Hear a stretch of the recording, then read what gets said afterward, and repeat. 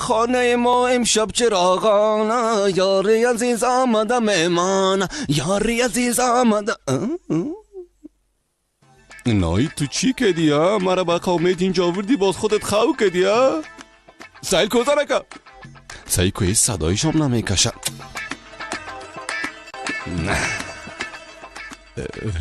نایده شویت آمده شویت. نایت آدره تا تغییر بودی چیه گاتره زدی عقل من بیخی پران والا. چیه گاتره شوخک ما چقدر خوب میفهمی که مرا چی خوشم بیانه. سفر؟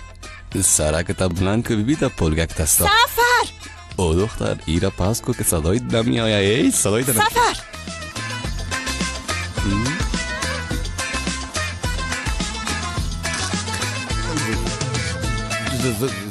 نایت نایت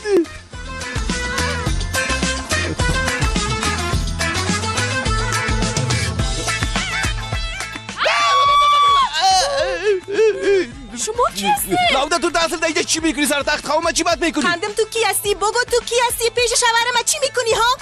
تو کی هستی سر تخت خواه؟ ما چی میکنی؟ اوزنکه اصلا تو کی هستی؟ سر تخت خواه ما چی میکنی؟ اول ما سوال کردم تو سر تخت خواه ما چی بات میکنی ها؟ بس است.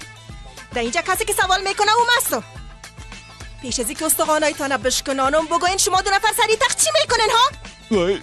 نایید ما چیز نکردیم رفتم یک امام کردم امو همراه خود آهنگ میخواندم آمدم فکر کردم که تو اینجا خواستی بویی میکردم یک دفعه اید زنکه تا پولیم دیدم او زنکه تو اینجا چی میکردی بگو چی شد؟ سفر بس هست. یک زن بیگانه سر تخت تو چی میکنه ها؟ راست میگی زنکه تو به خبر در بغل شوی مردم چطور خو کردی؟ نه که دوست هستی سر دوزی کردن خوات برده چطور؟ دیوانه شدی دزدو چی؟ اینجا مگم خانه کوزه نیست. ما در کدام خانه دیده اومده؟ کوزه؟ تو کوزه را مشناسی؟ نه نمیشناسم. البته که میشناسم. خودش مرا شخصا میمان کرد. چطور یعنی کوزه تو را در خانه آورده و در اتاق آورده ها؟ این دیگه چه قسم یک گپ است؟ آورده یعنی چی؟ فکر کنم شما گپ مرا نفهمیدین. میگم من مهمان کوزه هستم. کوزه لاوده نایت کوزه با ما با تو کوزه لاوده کارت خلاص است دیگه خلاص ما کتت کار دارم. یک چیز بپوش باز برای یک چیز بپوش.